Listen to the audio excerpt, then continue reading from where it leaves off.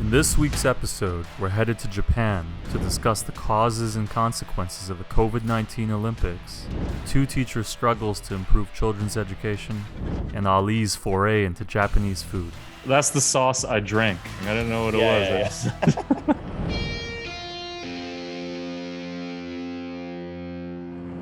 Hello, everybody, and good evening from Washington, D.C. This is the 5th episode of the Borderless podcast. I'm Ali, as you guys already know, and Ben is actually not here today. He is on a personal thing that he has to take care of, but he will be back for the next episode. So all you Ben fans out there, he'll be back, don't worry. But today we are going to East Asia, to the country of Japan, the island of Japan.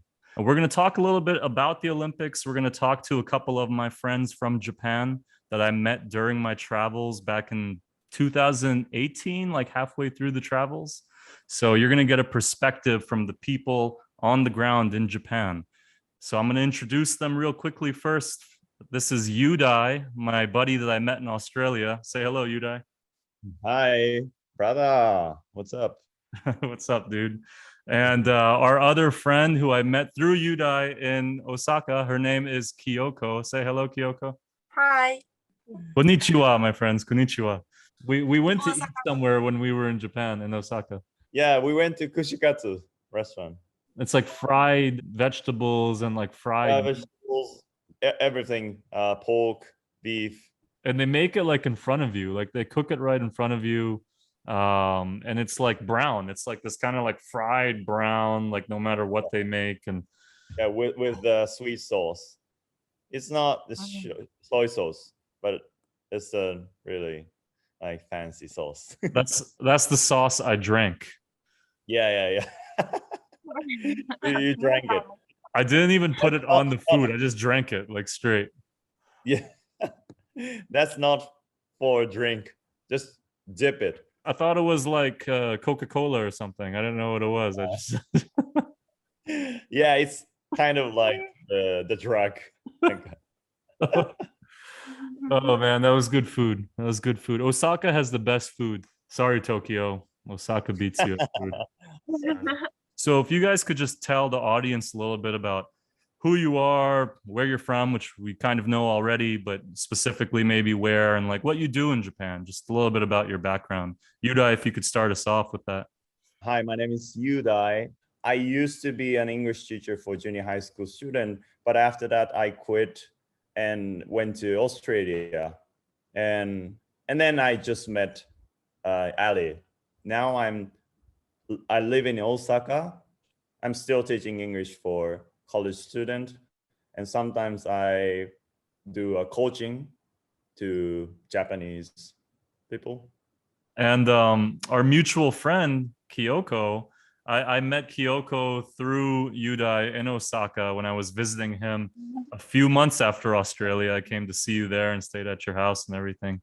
And Kyoko, why don't you introduce yourself a little bit and tell the audience, about who you are and what you do. My name is Kyoko Kubo. I'm from 石川で、石川県では小学校の先生をしていて、she's a teacher in Ishikawa. で、あとは大阪で、あと整形外科で働きながらビーチバレーをやってました。She's a beach volleyball player. And me as well. You're both beach volleyball players, right? Yeah. で、今は東京に住んでいて、ハイパーアイスというところで働いています。Okay, she's living in Tokyo and she's working at a hyper ice company. That's the gun that you use for massaging, right? So. I need one of those. I'm getting old. Send me a hyper ice. Yeah. Kyoko, as volleyball players, both of you, you must be super excited that the Olympics are in Japan. I know I was excited. I was planning to come back to Japan for the Olympics last year before they got postponed. And I was going to come back this year, but then they said no spectators and everything. Obviously, the reason there's no spectators and the reason that the Olympics was postponed for 1 year is because of COVID. Do you really think that the Olympics should have even been held? Yuda, you can answer first. Do you think the Olympics should have been held, given that the fact that only 25% of the Japanese population is vaccinated? And right now, the daily cases of COVID are over 2,000 cases per day. There's a lot of cases happening. And this is like a record for the past like few months in Japan. So, and this is all because of the Delta variant. The new variant of COVID is now in Japan and being spread around. Do you think that they should have been postponed again? Was it wise to hold this at this point? In my opinion, they should have been postponed again, because the purpose of the Olympic game is not only just playing the sports, but also like the Coming together. teamwork, playing together with the audience, with the spectators, and that's the Olympic. So The experience is different, is what you're saying. There's no like people experiencing it together. Yeah. You know, I agree about that, you know, because the Olympics are supposed to be this display of humanity and the best we can be, you know, and how much we can come together and put aside cultures and, you know, people and religions and languages, and we see that that in this case, you know, we're not even truly experiencing that. Kyoko, do you think that that it should have been postponed, or do you think that it was the right decision to hold the Olympics right now? 私は延期しなくてよかったと思ってい it's て、 okay to have the Olympic game this year, because all the players are aiming to the Olympic Games. And if the Olympic Games are postponed again, it's hard for them to keep their motivations. That's a good point. I wasn't even thinking of that. That, you know, the players, one more year. That's true. I have a follow-up question though to this, because the Olympic Games, the last time they were held in Tokyo was 1964. And these Olympic Games were awarded to Tokyo in 2013. And in 2013, nobody knew of COVID. Nobody expected anything like this to happen, right? And when it was awarded in 2013, Prime Minister Abe Shinzo was the one who accepted it at that time and brought the Olympics to Tokyo in Japan, because he wanted to boost the economy and he wanted to help the world kind of see Japan again in a new light. So it was a very proud thing, I think, for the Japanese. But this prime minister, Shuge Yoshihide, right? Like, I feel like he might be wanting to hold this Olympics because there's an election coming up. So he's kind of been a little bit stubborn, like he wants to have these Olympics because he wants people to vote for him in a few months. So he wants to prove that it's going to be successful and that there's not going to be a huge loss of money for the Japanese people. Do you think that that he maybe made a bad decision and he's doing it for his own purpose? Because I know your emperor Naruhito, said don't have the Olympics. The emperor said no, right? The prime minister said yes. So do you think there's politics that's making this happen, and then they're doing it for their own personal reason? Yeah, there is no choice for him. You think he was trapped? Like he had to make this decision? Because this Olympics, I think it cost $16 billion, and $10 billion was paid for by Japanese citizens, by Japanese people, paid for 10 billion.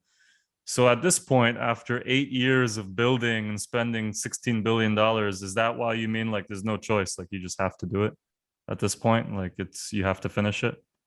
Yeah. He couldn't cancel it, is what you're saying. Like he had to do it. Yeah. So, you know, like a lot of the talk around the world is that that it was forced on Japan. You know, a lot of the media companies that are covering the Olympics, like NBC in America and the International Olympic Committee, the people who are in charge of choosing where the Olympics go and everything, they made the Japanese people have these Olympics. Like they forced it on you guys, you know, like I know that people are happy that the Olympics are happening, but are you guys upset at some of these like American companies or NBC or whoever who, for their own profit, because the International Olympic Committee, they get $4 to $5 billion from these media companies in America, NBC and whoever, to cover the Olympics. Basically, that's how they make their money. So if they had not made Japan have the Olympics, they would have lost $4 to $5 billion. So do Japanese people feel upset at these American companies or some of these places, and think that maybe they put this on you guys and put Japanese lives at risk? Actually, this is, in my opinion, this is not just the problem, not just Japanese problem, but world problem. I'm not angry about it. So you think the whole world is to blame basically for this? It's not just like, it's not Japanese who should be upset. Like everybody should be upset. That the world should take care of each other. Is that kind of what you're saying? Kyoko, what do you think? 私はなんか普段あまりニュースとか She don't usually watch the news, so she knew about it just now. Just now? Oh, okay. Well, that's good. Actually, same for me. Same for me. I don't watch the news. This is a problem of Japanese people, because we don't care about any politics, and we don't know about politics in detail. This is the problem of the Japanese education. We're not interested in politics. We don't know how to know the politics. So why do you think that is? Like, why do you think that the Japanese citizens maybe don't hear as much? Do you think it's intentional? Do you think maybe I don't want to talk about the history, but actually the history is a problem. After the war, after World War II, we lost the war, and that time the American make the rules, the Japanese law. So that makes us Japanese less knowledgeable. It's hard for us to get the real information. Japan is island. Physically we're separated, and also the information same. Okay, I understand. You know, I love Japan. You guys know that. Like Yeah, Japan of is course. Japan's like, That's the history. and I always wondered when I saw Japan in 2014 and then in 2018, I saw Japan, that the young people of Japan and the old people of Japan are two different mentality and attitude. Like I feel like the old people of Japan, they almost, when World War II, 1945, all of that happened, it's almost like they became, well, we know they became pacifist, peace, right? Like no more war, no more military, no more this. For American, right? Right. Because America kind of mandated it, right? But they became kind of peaceful and said, we're not going to fight again. But I feel like the younger generation of Japan, they're different. This is something I just saw when I was there, that the younger generation, you guys of Japan, they want to get like their pride back. Like they want to fight for like relevancy. Like they want to fight to be like important, and they don't just want, I'm not saying they want to go to war, but I'm saying like they want to be respected again in some way. So I wonder, like, is there this side of the younger generation of Japan who are trying to break free and become something influential again, where maybe something like COVID and the Olympics, this can be like a way that they can break through and be relevant again? I'm very peaceful person, but I have a strong